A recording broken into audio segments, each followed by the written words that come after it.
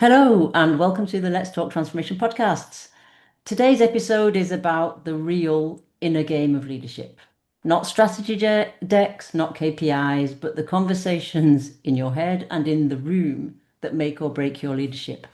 And I'm delighted to welcome Suzanne Biro, leadership coach, author of several books, TEDx speaker, and trusted advisor to executives worldwide. So, whether you're leading a global team or just trying to lead yourself more intentionally, this episode will give you practical tools to step up, stand tall, and lead more boldly. Suzanne, welcome to the show. Thank you for having me. It's an absolute pleasure. Suzanne, we were talking before the show, and you were saying that your most recent book, which is now out, called This Could Be Everything, distills your years of executive coaching into actionable exercises that are aimed at helping leaders to apply these, I'm going to say, timeless leadership principles effectively, rather than just learning more theory. Which reminds me of our conversation about where you learnt the most about leadership, which was working in your mother's barbershop more than any educational institution. Can you tell us about what you learnt there and why it's still relevant? Yeah. My mother had a barbershop in West Vancouver, which was a really high-end part of town. So our clientele were company presidents, Supreme Court judges, and I was 17 at the time when I began. And these were just men coming in, and I Mm. was having a jovial conversation with them, and they would have comb overs and say, don't take anything off the top. And I'd say, you don't have a top, it's a side. You want me not to touch the side? Um, you know, and I would later learn that these were very powerful men. Mm. And I would be like, oh my goodness, like, why didn't you tell me you're the Supreme Court judge? I would have behaved differently around you. And they said, I didn't want you to behave differently around me. So important. The more powerful and in many cases famous, and Mm. it become sort of famous. We become People stop seeing us and interacting with us as a human being, and I think it's one of the reasons it's lonely at the top. Mm. Mm. We might be able to have certain conversations with some people, but we're not fully seen as another human being, and Mm. that's a lonely experience. So Mm. I learned that very powerful people are people. Yeah. And then I just had, I worked in my mother's barbershop for 13 years to put myself through school. So I had 13 years of learning to interact with very powerful men. Mm. Um, and before I had any wherewithal that I should act differently around them. So it was very, in the barbershop, you've got your client for about half an hour and you're Mm. touching them. You're in their personal space. I would do, we did straight razor shaving. So Mm. you're All literally right. right in their space. And so I learned to pay attention to very subtle clues Mm. of, do they Mm. want to talk? Do they not want to talk? What do they want to talk about? How do I create this to be a wonderful experience so that they come back Mm. and they enjoy themselves. And I was known to be a terrible barber. I mean, I'm not very good at cutting hair. I would cut my clients' ears, all kinds of Mm. stories I could tell you. So I needed some reason for them to come back, and I could create a space where they just enjoyed themselves Mm. and felt seen, and we would laugh, and they'd come once a month. And so we would share life together, and I came to know and love these beautiful men. Mm. And I love the fact that, in fact, it comes from your interest in other people and serving other people. But what actually grounds it is you learning to trust yourself and learning to trust how you interact with them in their personal space and to be courageous enough, if you like, to be most fully yourself. Um, and in your book, that's a big theme around the best, highest, most you version of yourself.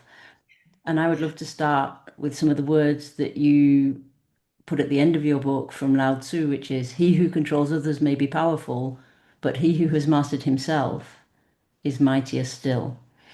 And your story leads me into this. And can you tell us what that means exactly for leadership, this inner compass? I think there is, most of us have had the experience like we might be in a board room waiting for a meeting to begin. And in will walk someone who's really what we might say is authentic. Hmm.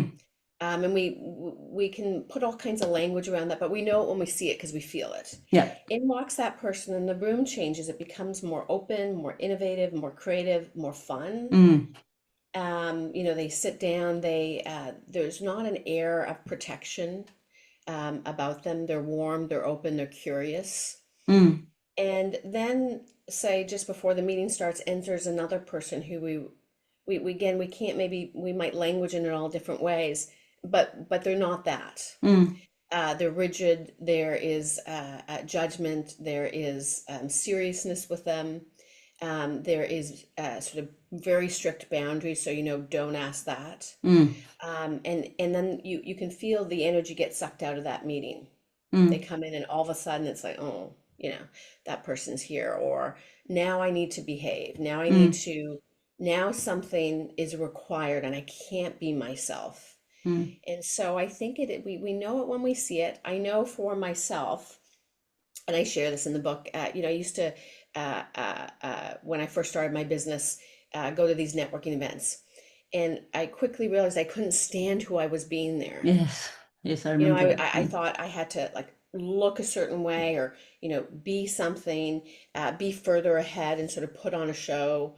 And it was very, very subtle, but, I'd watch everyone just starving, everyone trying to clamor and get attention or Mm. recognition or a contact. And it all felt so Fake. contrived, Yeah. fake, contrived. And I Mm, just thought, I can't stand who I'm being, mm, because I become that in that room. And I'm like, I'm going to have to find a different way to grow and market my business, because I literally could crawl out of my own skin. mm. And I think most of us have that. Most of us don't like Totally. networking events for that reason. Yeah. And so there's a place where I think we can grant ourselves the freedom Mm, to just be ourselves like we once were as a child, mm, but a more sophisticated and intentional, not we don't just say whatever comes to mind. We're intentional, but that we can allow ourselves to be ourselves. And I think there's really small moments where we might be in a meeting or a conversation and we might say, oh, I can't say that. And mm, but then we go and say, well, I'm gonna, it's who I am, and it's still appropriate for the setting, and I'm gonna risk it. mm, Whenever I've done those things, like I'll find myself typing up an email, and then I'll think, well, that doesn't sound professional. I'm so excited to work with this person. It sounds immature. I'm going to go in and sort of clean it up. And mm, then I thought, no, I'm really excited to work with this person. I'm going to say, I'm so excited to work with you. mm, And then I just hit send. And what I have learned from my own exploration of this is who we are is enough. And it's everything. And what mm, we're looking for is people who are themselves. mm, mm. And when I look out into the world and look at who we love the most, it's the people that have become themselves, have granted themselves that freedom Yeah. to be them in all their quirkiness, to speak the truth, their truth. Mm, And we see it and we love it in them. mm, And those mm. people tend to rise in all kinds of ways, as far as fame or wealth or opportunity. So I think we're all on our journey to becoming ourselves. And And I think it's hard work, and I mm, think it takes some courage and some risk. mm. Um, but I think it's a priceless journey. Totally. But as you say in the book, and as you've just met, it's so hard because, like the story with the powerful men in the barber shop, if I'd have known, I would have acted differently. And, should I say this? Should I not say this? How should I come across? What do other people think of me? All this socialization of what we're meant to be is very hard to shed, isn't it? And I think it leads us into this figure that feels performative and fake, but yet is what we think the system is asking for. So I think stepping out and into being who we are and trusting ourselves enough to actually say, well, I am enough and I am going to say that is a hard journey, particularly in organizations where there are lots of norms and I'm going to say myths about what strong leaders are, what good leaders are, etc., etc. But for you, Suzanne, what are the daily sort of signs that a leader is not trusting him or herself? And how can we change Yeah. that? Gosh, signs meaning like internal signs or signs we see in others? Signs we see in others. So if I'm Well, looking up for inspiration and I'm seeing a certain behavior, we won't see a lot of creativity or innovation. We won't see people taking, having healthy debates, mm, challenging each other. We won't see people acknowledging the great work of others. mm, So it's like, what isn't being said? mm, mm, be- And then, of course, we feel it when mm, we're, we can look at even everyone that's listening right now is like, a good practice is at the end of every week, look back and go, what were the quality of my conversations this week, both mm, personally and professionally? mm, And were there conversations that really I just felt fantastic after? And it's like, wow, that felt like connection and forward movement, and we advanced something together, again, personally or professionally. Um, and then were there conversations that were just, or meetings that were just really hard and it felt stuck and I left feeling bad? And if so, where did I hold back? Did I mm, hold back? Where did I hold back? Why did I hold back? And we'll start to see our own rules that we put in place. mm, Like we have certain rules of being able to have what level of conversation can I have with my direct reports, say? mm, What level of conversation can I have with my board members mm, or those I deem to be my superiors in some fashion or to have mm, more power? mm, What happens when I interact with people I deem to have more power? Do I turn myself off, and in what ways and how? And do I want to continue to do that? mm, And that's just, what we want to do is learn about ourselves mm, and then give ourselves advice when we're not in the moment. I mean, one of the pieces of advice that I gave myself early on is if I'm going to do this work and work with very senior, successful leaders and challenge them, I'm going to recognize and give myself the freedom that my very job is to speak truth. My mm, truth, what I see to serve and mm, advance the person I'm working with or the team that I'm working with. And so if I do that and it goes sideways or I get fired, which I have been by clients, mm. when I challenge them, sometimes they don't like it and they say, "How dare you say that to me?" And it's like, I'm the only one that's going to say that to you because everyone's afraid of you. Yeah. You're, And you're I'm not paying me afraid to of you say this because to it's you. the essence of my job. Mm, And mm, I'm saying this solely for your benefit. mm, Come with me and just look at what I'm trying to point out here. Because if you can grab onto this, it will serve you. So mm, I grant myself that freedom. mm, And success, in my definition, is that I didn't leave any interaction with something on the table that could have served another person, and whether they thought that served them or not. I mean, I've mm, had clients where I challenged them. They said, "You know what? I don't think this coaching thing's for me, but thanks very much." And I thought, "Oh, maybe I'm losing my edge. What happened?" And then they came back 4 years later. This person lived and worked back east, had been in town where I am, just outside of Vancouver, Canada, mm, and said, "I want to meet with you face to face." And I thought, "Well, I have no idea what this is about." And said, "I just want you to know you've been coaching me for the last 4 years. Your words were true.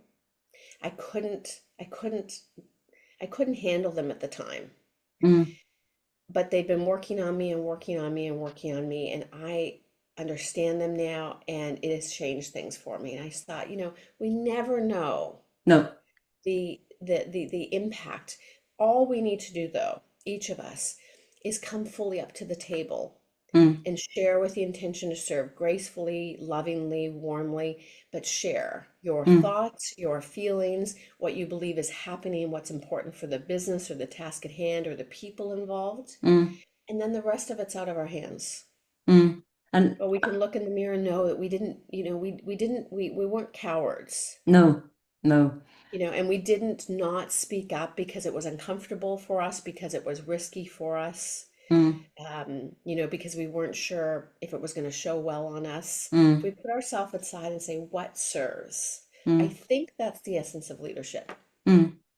Totally. And I think it takes us out of our self-talk around what will people think? Is it the right thing to say? I've only been here a month, etc., etc. There are examples of that in your book about very senior leaders who are going against their instincts because of groupthink and wondering about what people might think and things like that. So the importance of actually stepping into who we are and saying it anyway. But your discussion around, people who you've been coaching for 4 years reminds me of one of the anecdotes in your book around a senior leader who almost fired you as a coach and then came back 2 weeks later or 3 weeks later. But because you mirrored back his limiting behaviors in the moment, and it brings me to immediacy, and you tell us that immediacy is one of the most important but maybe overlooked tools in coaching. Can we just take a step into immediacy now?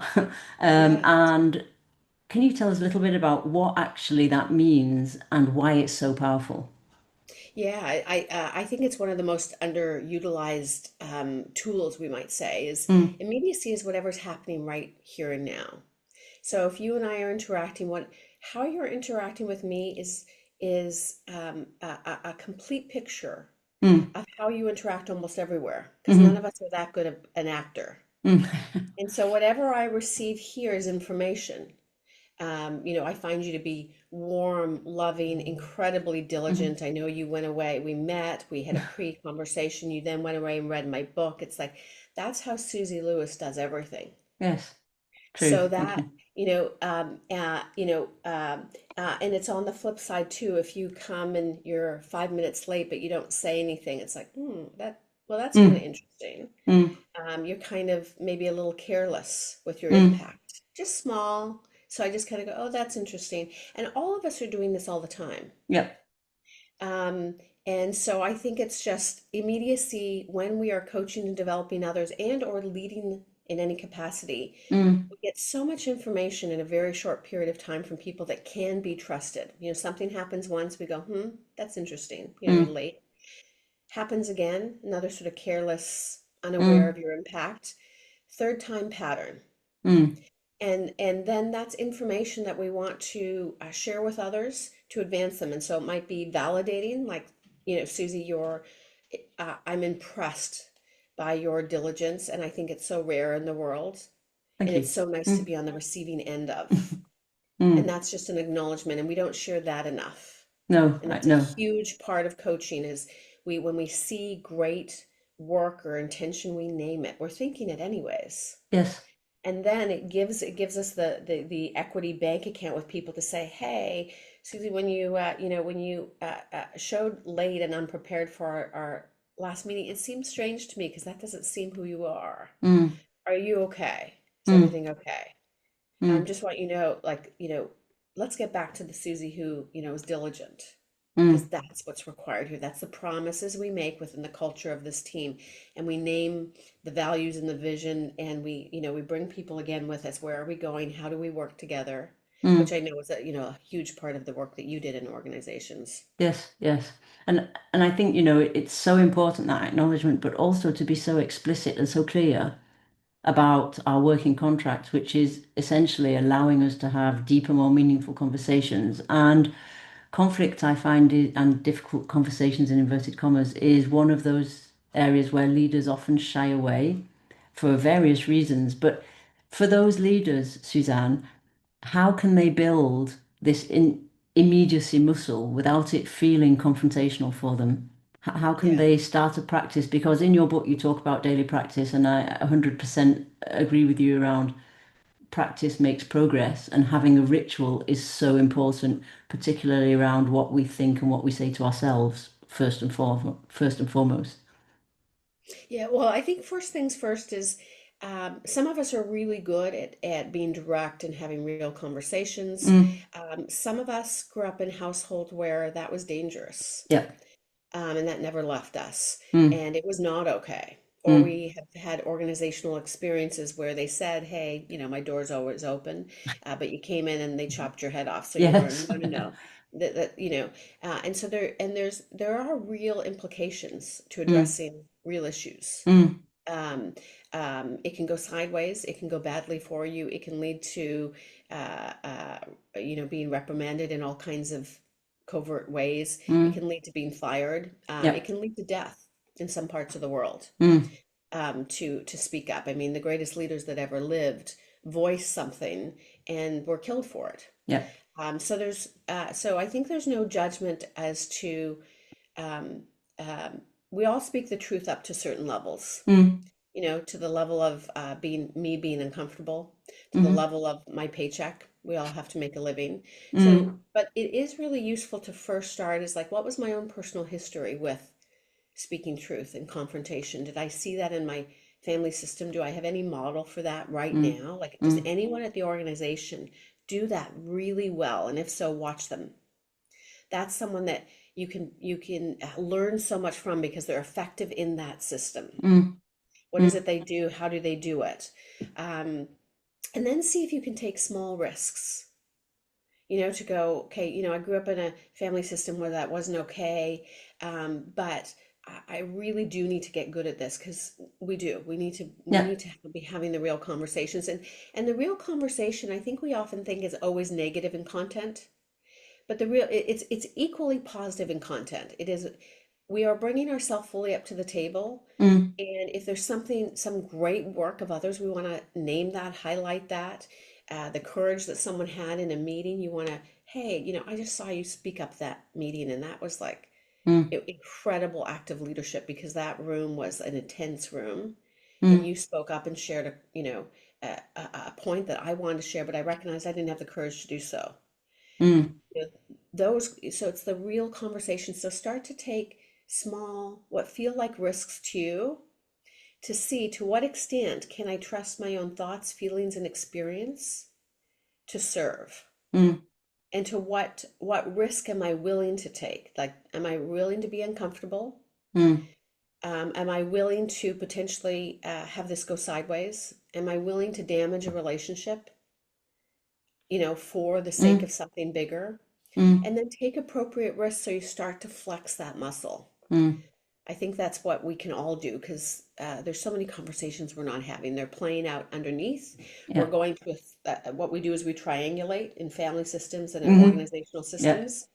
Too much tension here. I don't feel empowered, and I don't empower myself to have the real conversation with Susie. Mm. I go over to Mark and go, Mark, I can't believe Susie. Can you believe Yeah. this? And I vent somewhere else. That's my trigger to, there's a conversation perhaps I need to have. I'm having with Mm. myself or I'm having with Mark. Is there Mm. something I'm willing to have this conversation with Susie? I might not be. I might Mm. go, the conversation is this, but I'm not willing to risk it with Susie. Okay, but now you made that decision, great. But you might go, what, I do want to have this conversation with Susie. Mm. So how do I have that conversation? And as you know, in the book, I have a 5-question framework Yes. as to how to prepare and pull out, what am I thinking? What am I feeling? What's the situation? What do I really want to say and do? Why Mm. might I hold back from saying and doing that? And what's my intention of having this conversation if I'm going to choose to have it? We Mm. write out our answers to that very briefly, sort of bullet points, and then our answers are almost verbatim what we might share.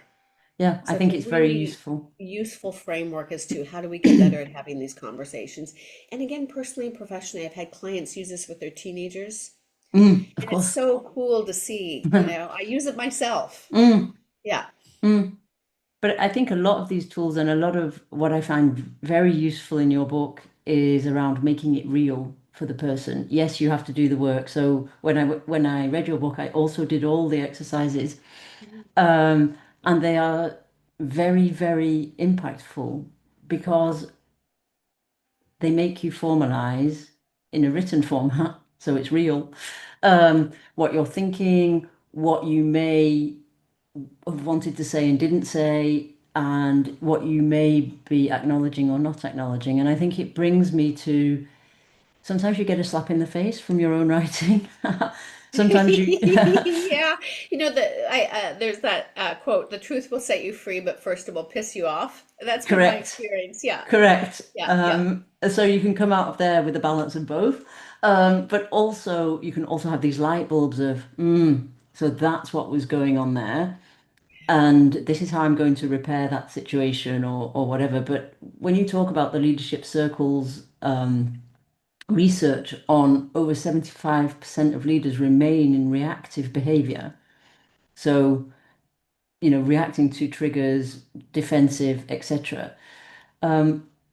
it makes me wonder, how can we step out of reactive into more creative, proactive behavior, because we're creating hypervigilance. So what you were saying about, I don't want to have a conversation with Susie, or I can't, so I'm going to speak to Mark about it, offloads for you certainly, but then it creates this side of tension of what isn't being said, to come back to what you said before, which can create this hypervigilance. So if I'm a leader listening to this thinking, oh my goodness, that's what's happening, I really need to have some conversations, or I've just realized that I've been avoiding having this conversation. What can the next step be? It's such a great question. Thank you. Uh, um, the first next step is some compassion for yourself. Mm. When I ask, lead sessions and ask executives, how many of you know you have a conversation you need to have, but you've been putting it off? I mean, everyone. I mean, this is Uh, universal. None of of us course. love any kind of No, confrontation. no. Um, it's not like, yay, we get to go into this thing that's going to feel bad. Um, but I think the first thing is some compassion for ourselves, Hmm. and then connect with why we're having it. I mean, why have this conversation? You're having it to serve something bigger. Mm. And connect to that is, I want it, we might have a direct report who is underperforming. What we what we'll do if we're not clear or effective or courageous or mature is we'll just badmouth that person, and Easier. and then everyone says, oh, Scott's just lazy and he always shows up late and no one really respects him. It's like, it's such a way we dishonor each other. Mm. A way that we honor each other is we say, Scott, come here. What the hell are you doing out there? Mm. you know you show up late. It looks lazy. It's disrespectful of everyone's time. Your report was not effective. The way you delivered. I don't want people to start dismissing you. Mm. I want you to excel and your career to be on fire. And so let's look at what you're doing. Let's look at what you need to do. Do you understand the difference? Do you understand what this job requires? Mm. And then we want to hear it back and say, great, so I want to see this at our next meeting. Do you understand? Great. Then we're going to look for it. Any sign of effectiveness, we're going to fan the flame. But we want to have that conversation because we want to serve and advance others and the business. And we need to do this if we raise children in any capacity. Mm. Have Mm. that conversation. We don't serve our children by not having the real conversation, and we know it. And that's a Mm. wonderful analogy. Mm. And I know we're not all parents, but most of us understand the analogy. Mm. It's analogous to, you've got this collection of people, and I know they're grown adults with incredible talents and gifts and things they bring to the table that, I work with people I don't even understand half of what they do. It Mm. doesn't mean I can't advance them Mm. Mm. and go, no, no, no, come here. No, I want the best of you. Mm. And I want you to do it with me. The immediacy of how you show up in our coaching, I want to see you do it here because that's going to be what you do everywhere. And that then becomes just who we are. We Mm. are one person everywhere we go. Mm. And I think that's how we serve people. So back to your question, like what can we do as leaders is some compassion for ourselves. It's like, oh, this is hard. This is the hard part of leadership. This is why they pay you the Mm. medium or the big bucks. Yeah. Mm. Go serve these people so you ultimately serve the organization and the organization can serve, Mm. making the world better in some meaningful Mm. way. Mm. Yeah. But I think, the longest relationship we'll ever have in life is the one with ourselves. And the compassion discussion is, I mean, self-compassion is so difficult for so many of us, and we're not necessarily taught how to do that in the families and the systems that we live and work in. And I love the idea of, when you talk about your coaching guide and becoming the leader that people deserve, this sense of service, and you invite us to do the same, to write our own coaching guides, the 5 practices we want to live as a daily leader.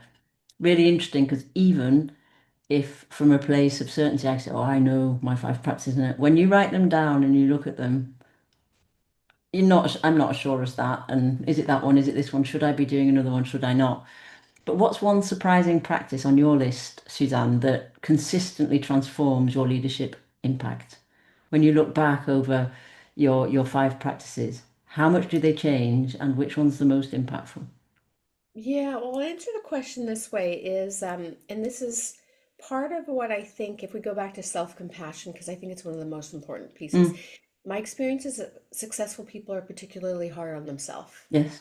It's one of the things that made them great. Mm, But we can never beat the mule enough to end up with a really great feeling life.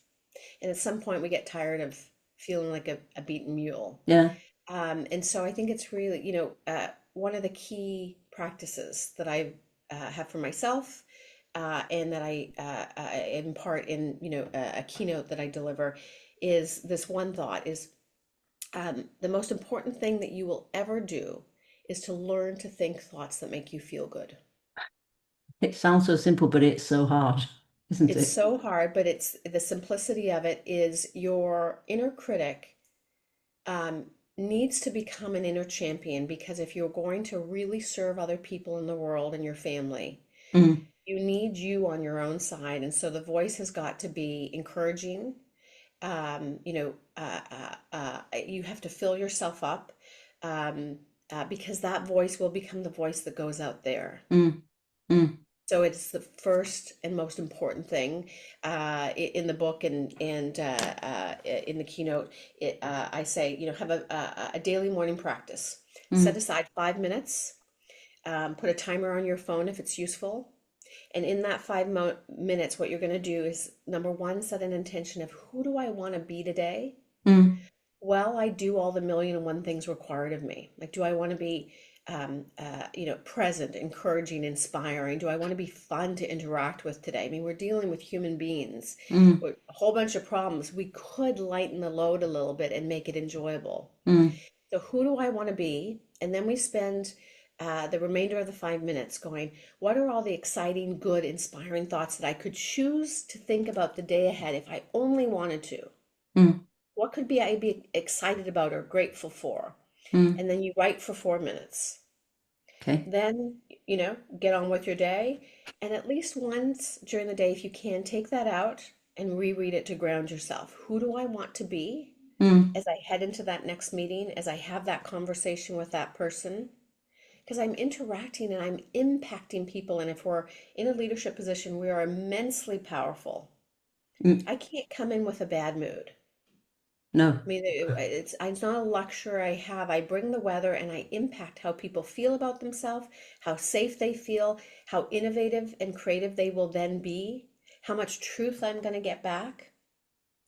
But this one small practice really can be so transformative. It orients us to, who I need and want to be today with my family and with others. And then it fills my mind with everything that I could, we can look at the world and say it's filled with problems, and we can look at the world and think it's never been better before. And which one's true? They're both true. Mm, Which one are you going to give more attention?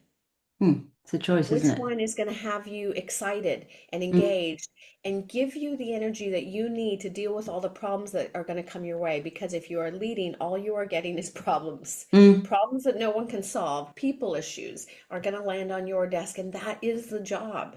mm, But if you're excited and filled up and energized, it's like, okay, who needs me today? Okay, problem going down over there. I'm on mm, it. And mm, we have fun with it. mm, mm. Which, of course, you can't do every day, can you? I mean, we are what we are. No, Humans are. no, we're human beings. Yeah. But I think, it reminds me of, the reputation of you and as a leader and how you're perceived is, the word on the street, if you like. It reminds me of the stories you share of executives and their nicknames, Teflon or the consultant or whatever, and how they actually have to move from autopilot with somebody like yourself to actually understand that that's the way they're being perceived and there is a reason to that. How do you think they can shift that if it's hurting their credibility? I mean, morning practice is one of the ways, or should I say that I understand that from your book, and I also have a morning page practice, and I think it works, but it's not the only thing. What Yeah. else would you advise them to do if they need to shift something they've just understood around their impact when it's I call it the intention impact gap. So my intention is good, but the day wasn't good, so my impact is not Yeah. in equation with my intention. Well, first things first for listeners, I'll say, just to be clear, every example in the book is a compilation of dozens, if not hundreds, of clients. So we're Mm, not talking about individual people here, and that's really important to me, mm. that listeners don't. I would never speak. I work with some of the most Yes, of successful course, men and women on the of course. planet, and they're immensely talented in every realm. And where they have developed incredible skills and talent in this field, I have just done it in my field, and so Mm, I'm partnering to of serve them course. in this Mm. one area where they want to develop. They could then switch, and develop me in other ways. And Yeah, of so I course. just want to make sure I say that. And so, sorry, let's go back to your question. I've forgotten it. That if you have a reputation or a perception of you that is hurting your credibility Right. and that is not intentional Yeah. from your side, how can leaders shift that reputation? Yeah, well, first of all, again, self-compassion, and I know that you're not alone. I mean, Mm, all of us mm, are impacting people, and in ways that we are unaware of. I know what it's like to get sort of hard feedback. mm, I got lots of feedback that I came across as stoic, arrogant, cold, distant. Um, a know-it-all. mm, And it was really hard to hear. I think mm. it's, yeah, I don't think there's a person I work with that when they hear Delta feedback, that doesn't bother them. No, no, So no, if it no. Mm, bothers you, I think that's shows your humanity. mm. And especially when you're working so hard, blood, sweat, and tears, and then you hear this, Yeah. this feedback, it's really disheartening. Mm, So have some compassion for yourself. It's like if it feels hard to hear and really disappointing and it feels like, man, like, I just can't get anything right, then you're in good company. Just know that. mm, Then I think what we can do is go, okay, this is information. It doesn't define me, mm, but it's just like a brand in the marketplace. We can go, oh, how's it being received out there? It's not the truth of the brand, but it's like, how's it impacting these groups? And how can I, instead of want to not hear it or avoid it or dismiss it, get curious about it and go, oh, that's so interesting. mm, mm, Um, what do I think is important? What do I agree with? What do I can certainly, I know for myself, when I've gotten feedback, I can go, first I say ouch to myself. It's like, God, that hurt. mm, To acknowledge that it's kind of painful to receive, disappointing. Then I go, okay, what's here for me? mm, What, and then I can usually see, oh, I can see how mm, that would have come across to those people because they only saw this piece, and I was kind of distracted, or I was, when I get really nervous, I do a certain thing, and so I can see how they can have that perception, mm, and then I can go, do I want to do something different? Like, mm, what do I want to do with that information? We're in control. You get to decide. How could I think it does matter that I'm more effective with that particular person or group to mm, serve the business. I don't have to like them. I don't mm, even have to agree with what they've made mm, up, but I can go, yeah, I can adapt myself. I mean, we're always adapting. mm, How do I serve these distinct groups so I can bring things together in a way that serves what we're actually trying to do? You don't have to like people. You don't have to, agree with all their assessments, but you can go, okay, how can I be, I think if we want to be right, we're not going to be very successful. If we want to be effective, and we know this in a marriage, if you've, yes. if you've been married many times, want to be right, it's probably not going to work. If you want to be effective, then, it's like, it drives me crazy. My spouse never takes out the garbage. We might go, you know what? We could fight about it all the time, but they're probably never going to take out the garbage. Mm, So I'm going to let that one go, and I'll mm, just take out the garbage, and then we have harmony. Though that one doesn't matter. And the mm, same thing we do, if we want to have any long-term relationship that's successful and mm, working with and through other people. mm, Um, so yeah, have some compassion, get curious, and then see what can I do differently? What can I try? My personal belief is there's a door in with everyone, Mm, and my job is to find it. Like how can I connect with this other person so that we can do something incredible together? And so I can be flexible in how I show up and what I do, and I can even see that my goodness, this person probably can't stand how I do things. And that's kind of funny. mm, And so how can I adapt myself in a way that matches how they need to work or what's needed? mm. And I mean, I think when it hurts, there's a grain of truth in there somewhere. So it's touching on a point where you're thinking, yes, I do know actually that I come across like that when I'm really busy or really tired or whatever. But brings me back to something you said that leadership is conversations. And I think, for me, collaboration is about the quality of the conversations we're having, whether it's at work or at home. And I think everything, as you were talking, I was thinking, yep, that's a conversation, opening a door to another conversation. Yep, that's a conversation. And it's really about being explicit and having these conversations and therefore formalizing and admitting maybe what we don't want to formalize and admit, or we don't know how to formalize and admit it. And this alignment and communication brings me to your concept of artistic unity, which I really liked. Can you tell us a little bit about artistic unity, communicating for alignment and results, but why does it work? Yeah, well, artistic unity is just the idea that if we look at any piece of art, a beautiful painting or a music composition, Mm, it doesn't, it has everything the artist intended, nothing more, nothing less. So if we look at a big canvas and there's a mm, little red bike off to the side, well, the artist didn't just haphazardly put this little red bike off to the side. Everything there was meant to create a feeling. mm, And I think our communication is most effective when it is nothing more and nothing less. We don't just start talking and, hope that our message becomes clear to others as we speak and think out loud. mm, Because for people on the receiving end, it's like drinking from a fire hose.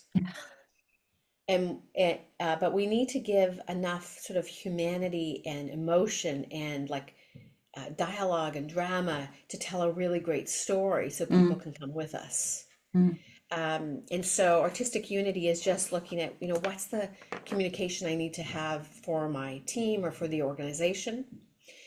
What is that message? Nothing more, nothing less. mm, But mm, to ensure that we have enough in there that ignites the hearts and minds of people. mm. It's not just a factual of here's our targets and here's what we need to do this year. It's like, oh, that doesn't ignite our soul. No. We want to know, like, tell me tales that my work is changing the world. Mm, mm, What are we actually doing together? And mm, great leaders have always done this. They've been the greatest storytelling. So artistic unity is just taking the time to think about, how do I, ignite the hearts and minds of my team members of what we're really doing here together, and mm, share it in a tight, concise way with nothing more, nothing less. So they hear it and they go, "Oh, that amazing! Yes, I know exactly what we're doing here this year or this quarter." mm, And they could repeat the story. mm, And it takes mm. time for us to organize those communications. Yeah. So it's what leaders need to do is really get in touch with their own reason of why are you here in this job at this time in this organization? What's the net of what you're trying to do? And when we're in touch, Mm, the real human reason why we're doing what we're doing, that informs the story. And mm, then of course we bake in the facts that are needed as far as this quarter we need to meet this and this is mm, deliverables here. mm. Um, but artistic unity is just taking the time Yeah. to get our communication, Mm, so it's a nice crisp tight story that people feel engaged with, that they remember, and therefore they can go out and live into. mm. And I just loved what it brought up for me, which is, leadership is an art. It's not just something we do. And the whole idea of, I'm sure not many artists sit in front of their easel and go, I know what this is going to look like. So I love this idea of everything I contribute intentionally to that picture is going to create the end result. And also the unity part for me speaks volumes for me in terms of leadership and those people we're serving because it's not harmony, it's unity. And I think that's very important, particularly in today's world, around how leaders can show up and make a difference in whatever context. So the art bit really, really spoke to me, and I think it's such two simple words for a very purposeful way of working. So yeah, I liked the That is artistic beautiful to unity hear. bit. Yeah. Yeah. Time is running, but I mean, we could do a whole other podcast on your book. So I'm going to leave my listeners with that to go and look at the book and actually do the exercises. Don't just look and think, that's an interesting question. But before we finish, Suzanne, if you had one call to action, one recommendation, one thought to share with my leaders before we finish, what would it be? Oh gosh. Besides the daily morning practice, I would say simply today is to, we're so self-involved. Mm. Um, is today just see if you can pay more attention to others.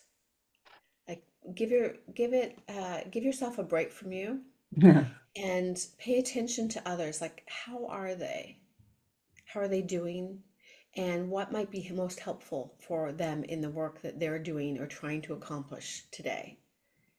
And just do that today. Have that orientation, pay attention, notice, see if you can be how you can be most helpful to those you're working with and through today. And then at the end of the day, just assess how that was for you, how you felt. Excellent. Thank you. I'm going to leave our listeners with that and with that inquiry and just noticing what they notice, not about themselves, but about others and what's happening around them. Suzanne, thank you so much for coming on and sharing the contents of your book, the anecdotes, your expertise. Where can people find out more about you, your book, and what you do? Yeah, best place is my website, suzannebureau.com, and everything's listed there. Okay, super. And I'll put that in the show notes so that people can get to it easily. Thank you. Thanks for a great conversation. Oh my goodness, thank you for what a gracious interviewer you are. Thank you. Thank you very much.